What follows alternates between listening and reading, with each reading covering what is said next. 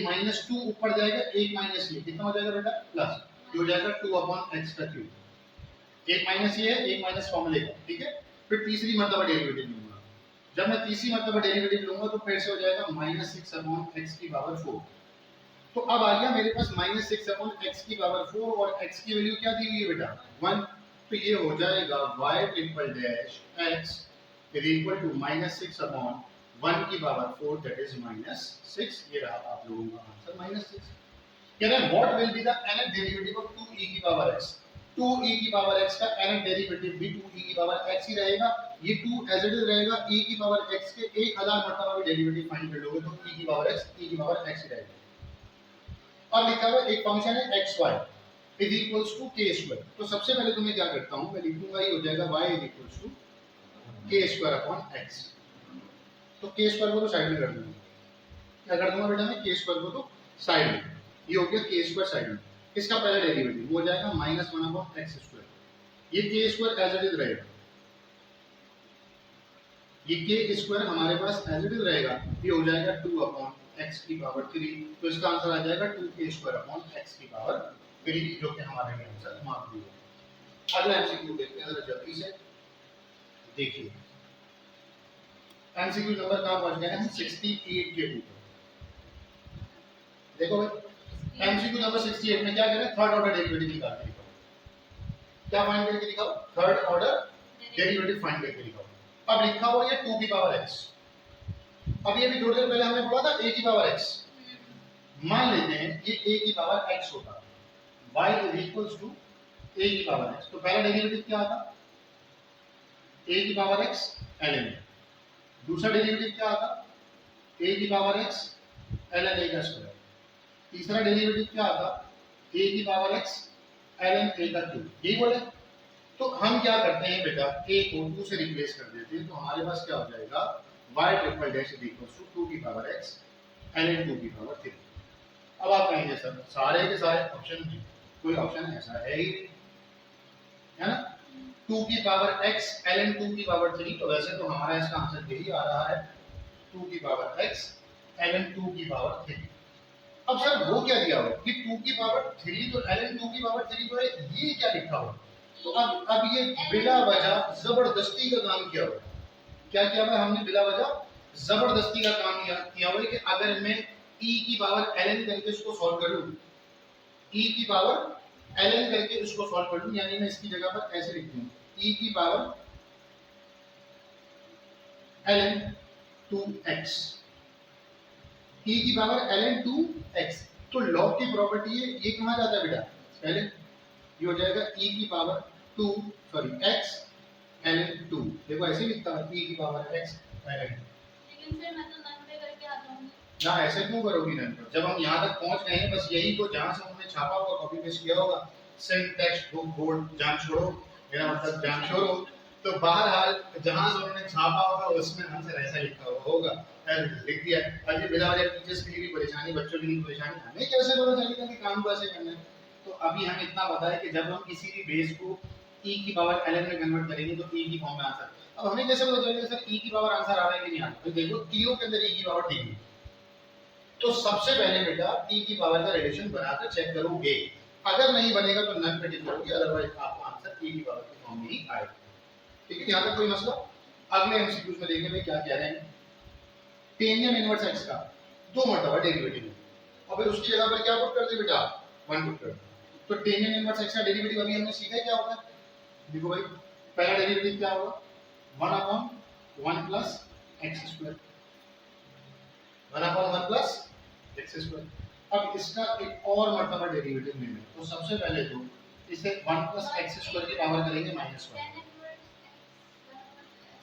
Tangent inverse x का derivative ये होगा बेटा 1/1 प्लस x स्क्वायर, इसकी पावर 1 है, ऊपर जाएगी तो क्या हो जाएगी, तो जब हम इसका दूसरा डेरिवेटिव लेंगे तो ये हो जाएगा पहले पावर, फिर आएगा function power -1 and derivative of the function, वो कितना हो जाएगा बेटा 2x, ये -2 नीचे आकर क्या हो जाएगा, ये वाला माइनस लिखा मैंने लिखा बेटा 2x और अपॉन में ये हो जाएगा 1 प्लस x स्क्वायर की पावर 2, ये आ गया इसका सेकंड डेरिवेटिव। हो सकता है पेपर में सिर्फ सेकंड डेरिवेटिव पूछे, यहाँ पर मजे से क्या कह रहे हैं, सेकंड डेरिवेटिव की जगह पर क्या पुट करके दिखाओ 1। तो जहां जहां पर भी x है वहां वहां पर क्या पुट कर दूंगा 1, फिर ये हो जाएगा -2 into 1, 1 plus 1 यानी 2 का स्क्वायर, भी हो जाएगा -2/4, दैट इज माइनस का 1/2। हमने बीच में ये वाला एमसीक्यू मिस कर दिया, जरा उसको भी देख लेते हैं। कह रहे हैं इसका सेकंड डेरिवेटिव फाइंड करके दिखाओ। तो सबसे पहले हम इसका पहला डेरिवेटिव फाइंड करते हैं। f डैश x ये हो जाएगा a cos x minus b sin x। इसका दोबारा डेरिवेटिव फाइंड करते हैं, minus a sin x minus b cos x। अगर मैं इन दोनों में से माइनस के साइन को कॉमन ले लूं तो ये हो जाएगा a sin x plus b cos x। ठीक हो गया। f double dash x is equal to minus ये पूरा का पूरा a sin x plus b cos x किसके बराबर है, तो ये बराबर हो गया माइनस f of x के। यही आप लोगों का क्या है answer, minus f of x। ये ऑड फंक्शन हो गया, ये ऑड फंक्शन हो गया। बिल्कुल तुम लोग तो सीख रहे हो। आगे बढ़ते हैं जरा, एमसीक्यू नंबर 71 देखते हैं। क्या कह रहे हैं एमसीक्यू नंबर 71 में। ये मैंने रेगुलर क्लास के अंदर भी सारे बच्चों को एक बार बताई है, आप लोगों के जहन में ये बात होनी चाहिए कि कुछ सीरीज स्पेसिफिक होती है। ये जो पूरी की पूरी सीरीज है ना बेटा, ये sin x की सीरीज है। जब आपने sin x और cos x के सवाल सॉल्व किए होंगे तो वहां पर कुछ कुछ छोटी-छोटी चीजें हमें याद करनी पड़ती है, उनको याद करनी है बेटा। ये जो पूरी की पूरी मैथमेटिक्स सीरीज किसकी बनती है, sin x की। ऐसी ही मिलती-जुलती एक और सीरीज बनती है, वो क्या होती है, cos x की। तो आप sin x, cos x और tan x को याद कर लेंगे तो काम बन जाएगा। हम आगे एमसीक्यू नंबर 72 पे चलते हैं।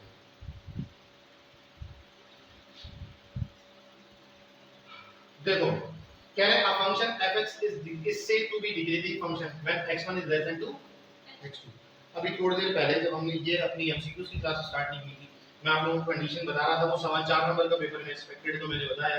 वैसे इसकी जो जनरल फॉर्मेशन होती है वो होती है, इसकी जनरल फॉर्मेशन होती है क्या होती है बेटा, ये। और अगर इंक्रीजिंग फंक्शन होगा तो इसकी फॉर्मेशन होती है हमारे पास ऐसी। ये याद कर लीजिएगा। वैसे मैंने आपको कंडीशन बताई थी डिक्रीजिंग इंक्रीजिंग कैसे चेक करते हैं। अगर कोई sin x cos x tan x लिखा हुआ आ जाएगा किसी भी इंटरवल पॉइंट के ऊपर तो हम कैसे चेक करेंगे वो ऑलरेडी आप लोगों को बता चुका हूं। अब यहां पर क्या कह रहे हैं, if a function f(x) is such that f dash c equal to 0 then the point this is called dash। आप अपनी बुक के पीछे आंसर देखेंगे ना तो मेरे ख्याल में आपकी बुक में आंसर लिखा हुआ स्टेशनरी पॉइंट, जो कि गलत है। मुझे एग्जैक्टली नहीं पता लेकिन आपकी बुक में शायद ऐसा लिखा हुआ है स्टेशनरी पॉइंट। स्टेशनरी पॉइंट नहीं होता बेटा, ऐसा पॉइंट कि जहां पर फंक्शन किसके बराबर हो जाए, किसी भी पॉइंट को रखने पर पहला डेरिवेटिव 0 हो जाए उसे हम कहते हैं क्रिटिकल पॉइंट। उसे क्या कहते हैं बेटा, हम क्रिटिकल पॉइंट। आगे देखते हैं एमसीक्यू नंबर 74। तो हमारा टॉपिक है इंटीग्रेशन। आज के अपने इस लेक्चर में इंटीग्रेशन तक रखेंगे, बच्चे जब तक एमसीक्यू इंशाल्लाह एक और वीडियो में हम डिस्कस करेंगे। क्या कह रहे हैं, अगर n की वैल्यू -1 नहीं है, पॉजिटिव है, तो f और फंक्शन का डेरिवेटिव अगर बराबर बराबर में लिखे हुए आ जाए तो हमारे पास उसका फॉर्मूला होता है फंक्शन ऑफ x की power n+1 upon n+1 plus का c। अगर ये -1 के बराबर होता तो इसका आंसर होता है ln fx plus c, जो भी ये लिखा हुआ है। अगर ये माइनस के, फिर ये क्या मतलब, वो माइनस कैसे होगा देखो। अगर यहाँ पर माइनस होगा f ऑफ -1 x और बराबर में लिखा हुआ है f डेरिवेटिव x, ये -1 नीचे आकर क्या हो जाएगा +1। अभी अभी हमने थोड़ी देर पहले पढ़ा है ऊपर डेरिवेटिव नीचे फंक्शन होता है तो किसके बराबर होता है बेटा, ln fx plus c के बराबर। जो भी काम डेरिवेटिव में हम करते हैं उसी का रिवर्स कर देंगे तो हमारे पास क्या बन जाएगा, इंटीग्रल फंक्शन बन जाएगा। एमसीक्यू नंबर 76 कह रहे हैं x की पावर n, सिंपल सा इसका फॉर्मूला है, वो हो जाएगा हमारे पास। अगर मैं सिर्फ x की पावर n की बात करूं तो इसका आंसर होता है x की power n+1 upon n+1। But the situation is n is equals to -1। n is equals to -1 का मतलब है ये ऐसा लिखा हुआ है x की पावर -1, यानी मैं इसको लिख सकता हूं 1 अपॉन x। ये 1 अपॉन x किसका डेरिवेटिव होता है, ln x का। तो 1 अपॉन x का इंटीग्रल क्या होगा बेटा, ln x। ये फंक्शन होता है। अब मैं जरा इसको ln x की फॉर्म में भी लिखकर दिखा दूं। ये फंक्शन है, जब भी कभी कहीं पर ऐसा लिखा हुआ जाए कि फंक्शन नीचे हो और डेरिवेटिव ऊपर हो और आपको उसका इंटीग्रल निकालना है तो उसका फॉर्मूला होता है ln fx प्लस का c।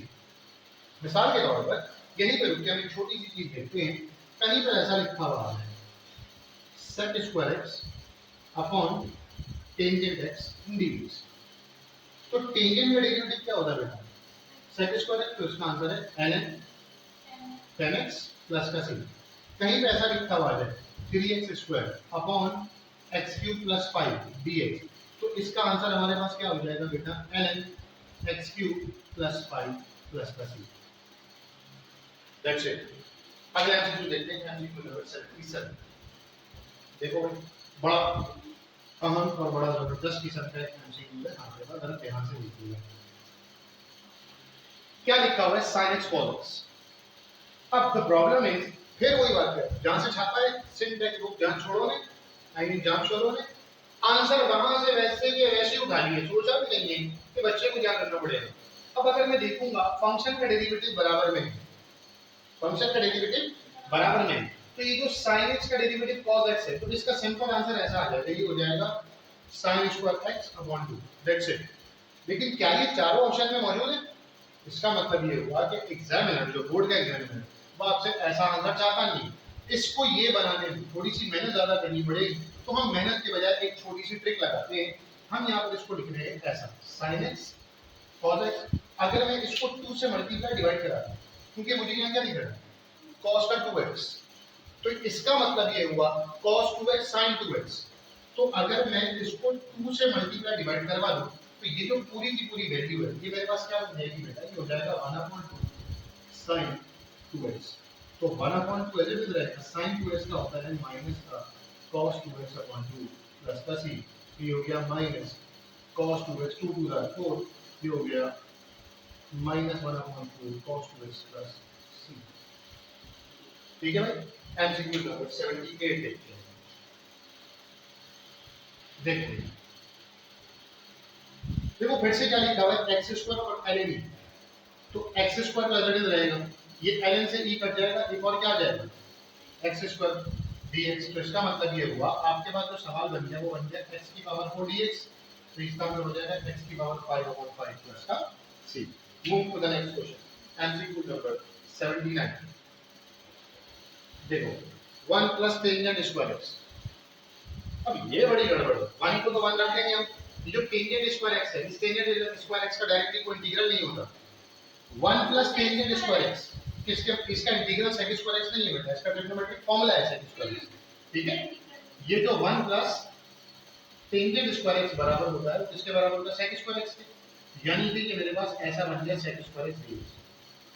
आपके बुक में डायरेक्टली sec स्क्वायर x का इंटीग्रल लिखा हुआ है, वो होता है टेंजेंट x। किसी को नहीं याद आ रहा हो तो रिवर्स करके देखना डेरिवेटिव में, ये sec स्क्वायर x किसका डेरिवेटिव होता है, तो आपको पता चल जाएगा किसका डेरिवेटिव होता है बेटा? टेंजेंट x का डेरिवेटिव। मिसाल के तौर पर यहां पर एमसीक्यू ऐसा होगा, 1 प्लस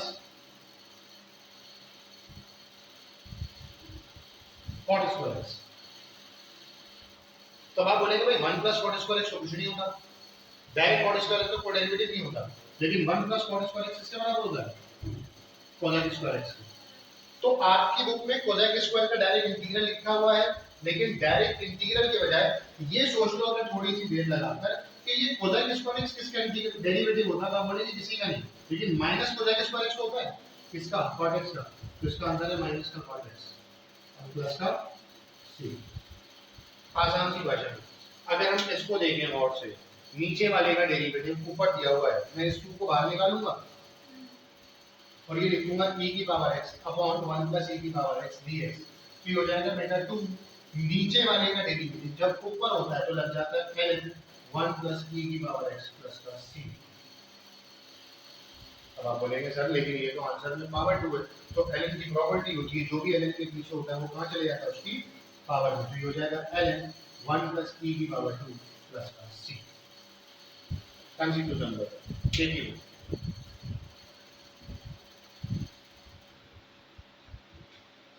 मैं ये चाहूंगा कि 81 वाला आप लोग ट्राई कीजिएगा, थोड़ा सा दिमाग लगाइएगा कि इसको हम किस तरीके से सॉल्व कर सकते हैं। मैं इसकी हिंट देता हूँ, ये जो पावर है जो प्लस हो रही है, इसको अगर मैं तोड़ दूँ, मैं लिख दूँ e की पावर x, e की power 3 ln x upon x का 2।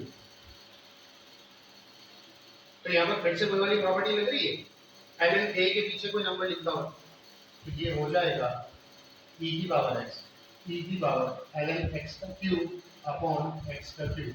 e से ln क्या हो जाएंगे, तो बचेगा e की power x cube upon x cube. ये भी क्या हो गया, e की पावर x का इंटीग्रल क्या होता है बेटा, e की पावर x प्लस का c। यहाँ तक कोई मसला? वैसे तो मैं चाहता था आप लोगों से सॉल्व करूंगा, लेकिन बाहर मैंने कहा कोई कंफ्यूजन ना रहे। ऐसे एमसीक्यू में बहुत ज्यादा बच्चों के मैसेजेस आए हुए थे कि सर ये वाले बुक के एमसीक्यू हो ही नहीं रहे आपसे। अब ये वाले में क्या करूं, ln a into b की प्रॉपर्टी। हाँ ना ना अभी नहीं, पहले प्रॉपर्टी कर ली ln log a log b। ये होता है log a plus log b। तो ये भी कट गया, ये भी कट गया, बचा x प्लस sin x का क्या होता है बेटा, x स्क्वायर अपॉन 2 और sin x का इंटीग्रल क्या होता है cos x प्लस c। ये रहा एमसीक्यू नंबर 80। अब फिर से रिवर्सिबल पूछ रहे हैं, कह रहे हैं भाई बताओ ये क्या नीचे वाले का डेरिवेटिव ऊपर लिखा हुआ है, तो कहेंगे yes sir cos inverse x का डेरिवेटिव ऊपर लिखा हुआ है, तो इसका आंसर आ जाएगा ln cos इनवर्स x का inverse plus c। MCQ number 84 समझ नहीं आई, ln cos x cos inverse. देखो नीचे वाले का डेरिवेटिव ऊपर आता है, तो नीचे वाला आंसर, इसका आंसर है ln fx प्लस c। ठीक है, तो हमने लगाया ln, ये रहा ln fx क्या है, cos inverse x cos inverse x, ऐसे ही। और ये क्या हो जाएगा बेटा, प्लस का c। cos इनवर्स यानी जो भी यहाँ पर लिखा हुआ है, जो भी यहाँ पर हमारे पास ln के बराबर में है, वही हमारे पास क्या है बेटा फंक्शन, ये आगे हमारा आंसर। तो यहाँ पर जरा ये की पावर फैक्टर ये वाला होगा ना, ln cos inverse x plus c। हमारे पास को हम पहले कर लेते हैं, ये हो जाएगा ln fx plus c, ln fx plus c। बिल्कुल ऐसा डी वाला आंसर होगा, ये हमारा आंसर नहीं है। आगे बढ़ते हैं। अभी जिसने बुक में से टाइप किए हैं ना एमसीक्यू, वो बुक में उसका ऑप्शन नंबर ए होगा, बुक के पीछे ए लिखा हुआ होगा, उसने भी ये टाइप कर दिया, बाहर वो ऑप्शन नहीं होगा। कह रहे हैं if fx is the antiderivative of this, ये प्रॉपर्टी है कि लिमिट्स a से लेकर 0 तक होगा तो फॉर्मूला होता है हमारे पास f minus f of a। यहाँ पर जरा गौर से देखो बेटा, यहाँ पर अगर हम गौर से देखेंगे तो ये एक प्रॉपर्टी भी लग सकती है, आप चाहे तो 50 इसकी वैल्यू खुद भी कर सकते हैं, वरना इसकी प्रॉपर्टी भी, मैं प्रॉपर्टी की तरफ नहीं जा रहा, मैं डायरेक्टली क्या करवा रहा हूँ, यहाँ पर 50 को उठाकर खुद करवाते हैं। अगर x क्यूब का इंटीग्रल लेंगे हो जाएगा x4 अपॉन 4, x का इंटीग्रल लेंगे तो क्या हो जाएगा x4 upon 4 x square upon 2। आपने एक मर्तबा प्लस का 50, एक मर्तबा माइनस का 50 रखना है। जब इसमें एक मर्तबा प्लस का 50 रखेंगे, फिर एक मर्तबा माइनस का 50 रखेंगे, तो कैंसिल होकर क्या हो जाएगा, ये आ जाएगा। जब लिमिट सेम है ऊपर नीचे, तो आंसर हमेशा क्या रहेगा बेटा, 0। सही है। अच्छा अगले ये बड़ा कैलकुलेटर से भी हो सकता है, कैलकुलेटर से भी हो सकता है। अब जरा अगला वाला देखो, अगर हम कैलकुलेटर से हमारी नहीं करना चाहते, यूनिवर्सिटी टेस्ट के लिए जाते हैं किसी ऐसी यूनिवर्सिटी के लिए कि जहां पर हमें कैलकुलेटर अलाउ नहीं है, तो क्या करें। अब जरा देखो इसकी थोड़ी सी कंडीशन है हमारे पास, दोनों की दोनों पावर क्या है, और जब दोनों की दोनों पावर ऑड है ना, तो बेटा आंसर 0। कब, जब लिमिट से माइनस पाई बाई 2 से पाई बाई 2 तक, जब लिमिट्स कहां से कहां तक है, माइनस पाई बाई 2 से लेकर पाई बाई 2, ये फिक्स कंडीशन है। ऐसा नहीं होगा कि कभी पाई बाई 2 और पाई बाई 3 दे दें, नहीं है, ऐसा कोई केस ही नहीं है आपके कोर्स में। माइनस 90 से लेके 90 डिग्री तक जब हम जाते हैं, और दोनों में यहाँ पर साइन की पावर 11 कॉस की पावर 13 लिखा होगा, तब भी आंसर क्या आता है बेटा, देखो दोनों पावर अगर ऑड है तो आंसर हमेशा हमेशा क्या है, इस लिमिट्स के ऊपर 0। जैसे मैंने एप्टीट्यूड की क्लास में बहुत सारी कंडीशन बनाई थी कि भाई अगर हमारे पास माइनस पाई बाई 2 से लेके पाई बाई 2 तक कॉस की पावर 4x आ जाए, साइन की पावर 4x आ जाए, तो हम कैसे सॉल्व करते हैं, वैसे इसकी एक छोटी सी टेक्निक है कि जब दोनों की दोनों पावर हमारे पास ऑड आ जाएगी तो आंसर क्या आ जाएगा हमारे पास 0। एमसीक्यू नंबर 87 को देखते हैं। अब यहाँ पर दोनों की दोनों पावर ऑड नहीं है, जब एक पावर इवन हो, एक पावर ऑड हो, तो हमारे पास इसका फॉर्मूला होता है, ऐसा लिखा हुआ, माइनस पाई बाई 2 से लेकर पाई बाई 2 तक sin nx cos nx dx, 1n is odd, 1n is even। तो इसका डायरेक्ट फॉर्मूला होता है 2 times pi by 2 into 0 sin nx cos nx dx। इसकी कन्वर्जन, वैसे तो इसका आंसर निकलना चाहिए, और इसका आंसर ही आप लोगों के पास आना चाहिए, बट यहाँ पर हम आंसर इसलिए नहीं फाइंड कर रहे क्योंकि इन तीनों में से इसका कोई ऑप्शन ही नहीं। तो हम ये देख रहे हैं कि इसका रिलेशन कन्वर्ट होकर क्या बनता है। तो देखिए जब -π/2 से π/2 होगा तो सबसे पहले लगेगा 2, ये लगा हुआ 2, फिर हो जाएगा 0 से π/2, ये हो गया 0 से π/2, ठीक है।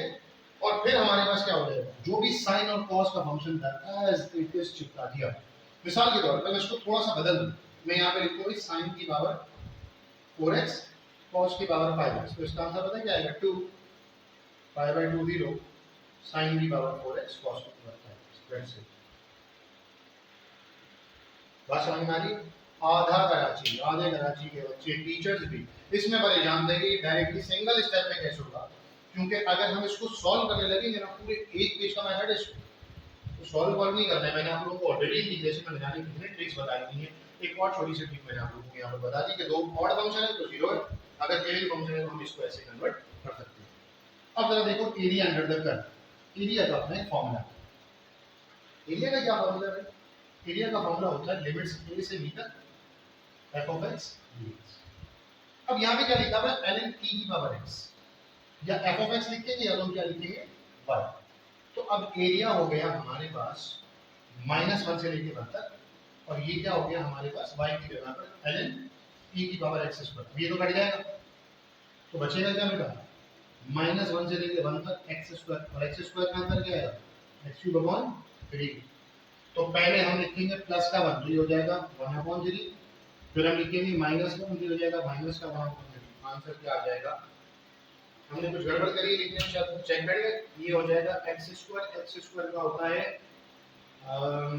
x³/3, या फिर x³/3 -1/3। ओके, तो ये माइनस और माइनस क्या हो जाएंगे प्लस, तो आंसर आ जाएगा हमारे पास 2/3। सही है। 100 एमसीक्यूज तक रखते हैं, देखते हैं इंटीग्रेशन में कहां तक जाता है, और फिर 100 एमसीक्यूज के ऊपर हम इस क्लास को आज जरा रोक देंगे।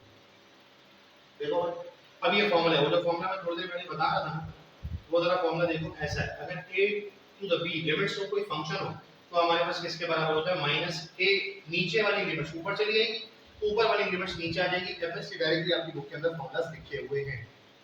फिर एमसीक्यू नंबर 90, अगर किसी भी फंक्शन का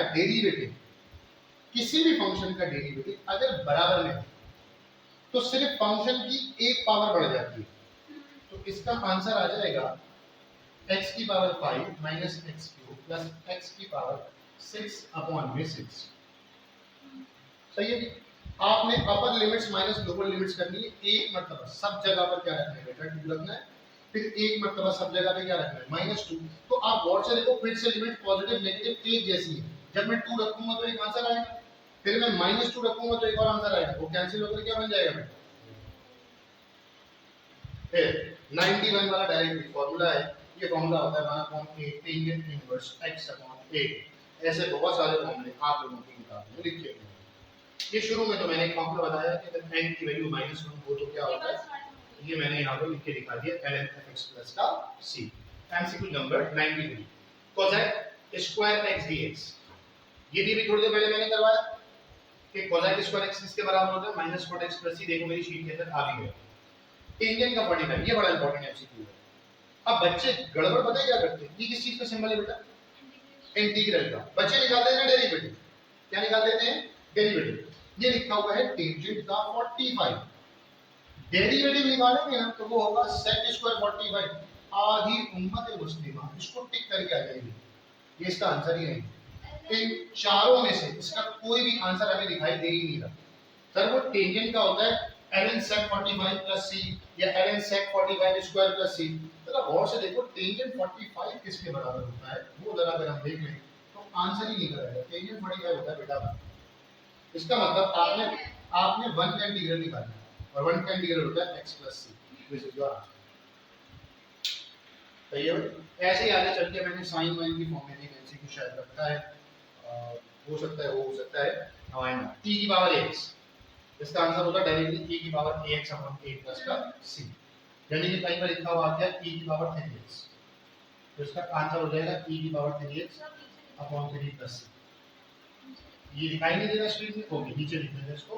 अगर कहीं पर लिखा हुआ e की पावर 3x dx, तो इसका आंसर है e की पावर 3x अपॉन 3 प्लस का 1 upon 1 plus x square 1 upon 1 plus x square ये टेंजेंट इनवर्स x का फॉर्मूला होता है इसका होता है टेंजेंट इनवर्स x का तो हमारा आंसर है tangent inverse x plus c अब देखो sec x tan x ये sec x tan x किसका डेरिवेटिव होता है ये sec x का होता है तो आंसर क्या बेटा sec x क्या आंसर आ गया इसका sec x जब हम sec x का डेरिवेटिव निकालते थे तो आता था sec x tan x तो sec x tan x का इंटीग्रल क्या होगा sec x अच्छा भाई देखो sin का 30 हमने लिया हुआ है ये हो जाएगा sin का 30 dx is equals to what is equals to what sin 30 dx is equals to minus का cos 30 upon 30 0 0.5x plus c या this तो हमने क्या किया सबसे पहले sin 30 की वैल्यू निकाली जब हम sin 30 की वैल्यू निकालेंगे ना तो वो होता है 1/2 क्या होता है बेटा 1/2 तो इसका मतलब हमने 1/2 का इंटीग्रल लिया 1/2 का इंटीग्रल क्या हो जाएगा 1/2 एज इट इज रहेगा और जहां पर कुछ नहीं होता उसका इंटीग्रल क्या होता है बेटा x तो 1/2 को लिख सकते हैं 0.5 ये इसका आंसर है 99 में क्या कह रहे हैं बस सेंचुरी होने वाली है सेंचुरी में हम अपनी क्लास को रोक लेंगे an equation involving dy upon dx is called that एक ऐसे इक्वेशन जिसमें dy upon dx हो जाए क्या कहते हैं differential equation time sequence number 100 दिखाएं कि आज हमारी क्लास की सेंचुरी हो जाए चलो अभी आगे और एमसीक्यू दूंगी यकीन तौर पर किसी चैप्टर की दिख भी है मंदिरों में लेकिन हम फिलहाल अपनी क्लास को यहीं पे रोक लें या इंटीग्रेशन पूरा कंप्लीट करें 100 पे रोक लें चलो 100 पे रोक लें जैसे आप लोगों की डिमांड है बच्चों की हिम्मत भी नहीं बची है बहुत ज्यादा तुम लोग तो सुकून से बैठ के पढ़ लो पढ़ाना तो मुझे पड़ रहा है ना भाई चलो 100 हां अच्छा दिमाग में नहीं बैठ रहा चलो 100 वाले को देखते हैं जब भी कभी किसी भी फंक्शन का डेरिवेटिव बराबर में आ जाए तो उसकी पावर में सिर्फ 1 प्लस कर देंगे तो 3/2 में 1 प्लस करेंगे उसका तरीके मैं बता चुका हूं दोनों को क्या कर देंगे बेटा प्लस तो ये हो जाएगा x की पावर 4 प्लस 1 5/2 और जो पावर होती है उसी को रिवर्स करके कहां लिखते हैं बराबर में तो इसका आंसर आ जाएगा 2/5 x की power 4 plus 1 5/2 this option number C तो ये हमने हमारी 200 एमसीक्यूज की जो मैराथन है उसमें से 100 एमसीक्यू